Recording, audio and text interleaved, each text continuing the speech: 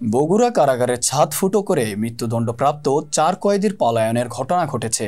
মঙ্গলবার দিবাগত রাত 3টার দিকে ছাদ কেটে রশির মাধ্যমে তারা পালিয়ে যায়। পরে পুলিশ রাতে অভিযান চালিয়ে তাদের গ্রেফতার করে।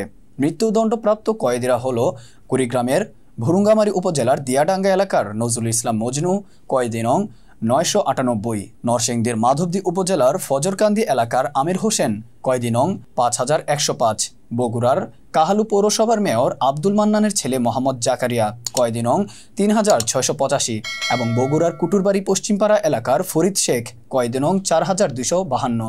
এ তথ্য নিশ্চিত করেছেন বগুড়া জেলা প্রশাসক মোহাম্মদ সাইফুল ইসলাম। তিনি বলেন, দিবাগত রাত 3:55 খবর পাই বগুড়া কারাগার থেকে মৃত্যুদণ্ড প্রাপ্ত 4 আসামি পালিয়ে গেছে। পরে 4:30টার দিকে পুলিশ তাদের গ্রেফতার করে। বগুড়ার অতিরিক্ত পুলিশ সুপার স্নিগ্ধ আক্তার বলেন, বিষয়টি অনেক স্পর্শকাতর।